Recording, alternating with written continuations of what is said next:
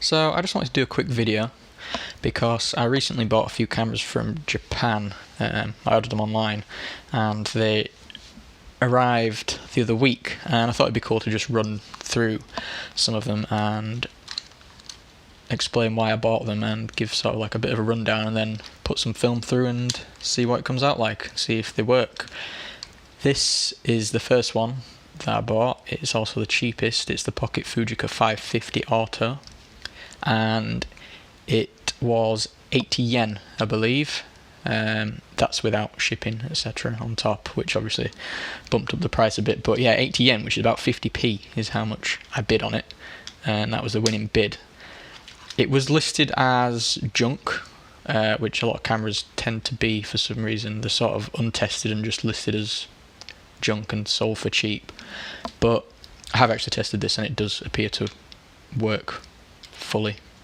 But I guess we won't really know until I actually put some film for it and see what the shots are like. But yeah, I bought this because it's supposedly the first compact camera to have an auto flash feature, which is pretty much exactly how it sounds. It's an automatic flash, so you don't need to worry about setting it or anything. It'll literally fire and output at a level that it deems acceptable for the lighting of whatever you're taking a picture of. And yeah, it's supposedly the first camera to actually have that feature. It was released in the 70s, sometime in the 70s. I think it's like late on 1978. This is actually I think it's one of the last of this line of pocket cameras that Fuji did, so it's sort of like the high-end model.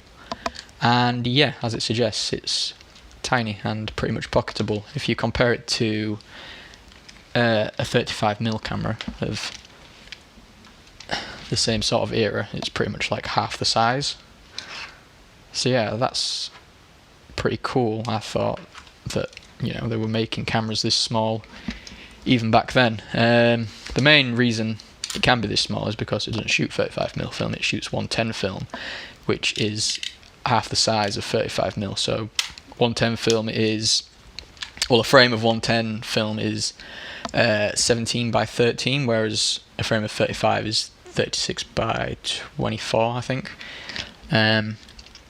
So yeah, I think that's really cool. Obviously 110 film, with it being half the size, is also half the quality. It's not the most it's not really meant for taking high-end professional pictures. It's just meant for amateurs and taking pictures of your dog or your family. But still, it's still a really cool camera. Everything on it is automatic apart from the focus, which you set with this little bar, which is obviously 1 meter to infinite, and the wind on. That's the only other thing that's not automatic. Everything else is done in camera. It has a Fujinon wide 20mm lens, so we'll see what that's like when we actually get some film in. And yeah, let's throw some batteries in, and well, I know it works, but I'll show you it working. So it takes 2 AA's, which go in like this, I think. Oh.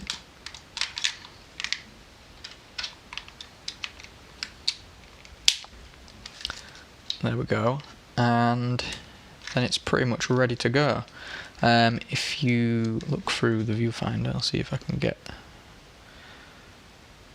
There is like a speck of dirt in there, but yeah, there's this. I can get it to maybe not lighting up because it's maybe a bit bright in here, but there's a red LED in there. I don't know if I'm going to be able to get it to come on. Unless, in fact, let's test the flash. And I was thinking maybe I had the batteries in the wrong way, but the flash does appear to be charging. Unfortunately, the flash ready light doesn't work, so you just sort of have to guess based on the pitch of the noise. When it sort of gets steady, it's sort of ready to go. Yeah, you just have to take my word for it. There's one LED in there, and that basically says whether or not the scene's too dark and requires flash.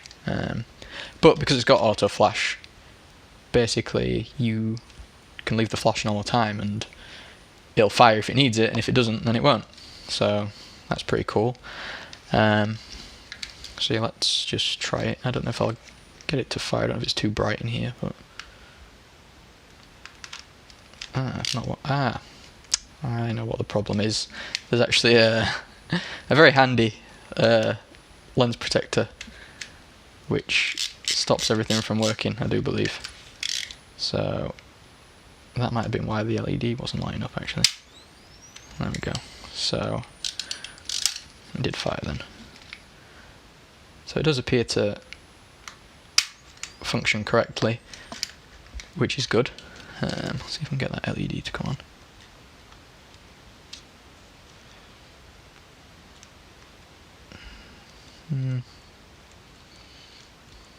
Once it stopped working.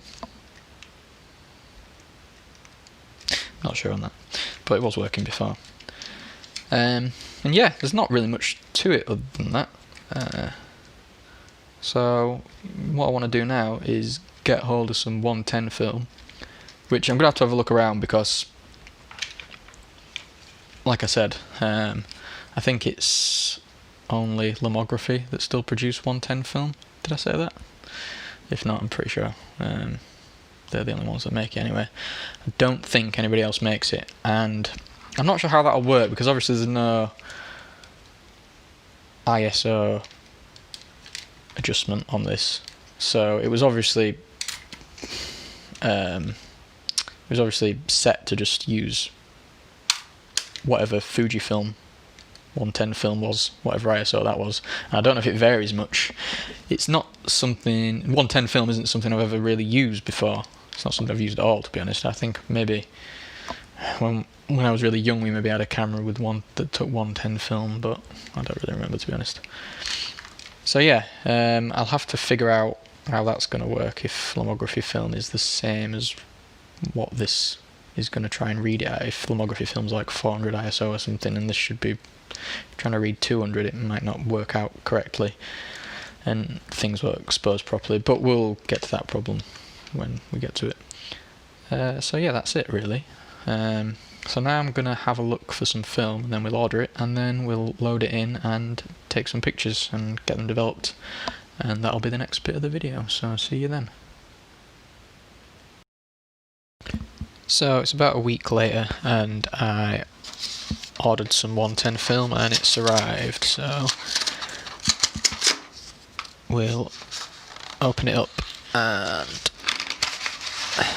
get it loaded into the camera. I ordered it from Analog Wonderland. They're pretty good. The film's pretty reasonably priced, so I ended up going with the Lomography because I think I said before they seem to be the only people that still make it. I got some 200 Tiger, and it's just sort of like a bit like oversaturated sort of look. I think a lot of Lomography films like that. There wasn't really anything that was sort of like just standard neutral natural colours. So it was the best I could go with anyway, so that's what we've ended up with. So yeah, I've never actually loaded this. I've never used this stuff before, so I don't really know. I guess it just slots in. There's also, I did mention, there's also some Ilford HP5 that I'll put over there. That's just for other things. So, I guess that just slots in like that. And then close it up. And I guess we just wind it on.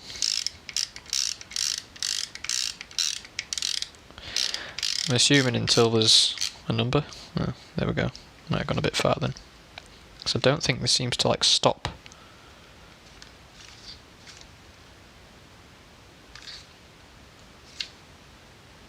Don't really want to waste it.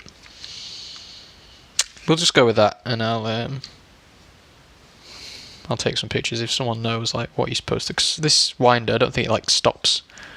It doesn't like lock when it's wound on. Or is that because I've not got the lens cap open? Maybe the lens cover. Sorry.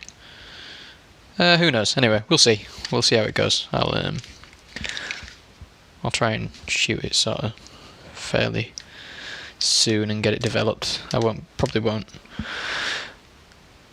use it for anything important 'cause I'm not 100% sure that it's gonna work and what it's gonna come out with like. So yeah, we'll see. I will maybe make a separate video of what the pictures look like, etc., and we'll go through and analyze what it's like. Okay, cool. Goodbye.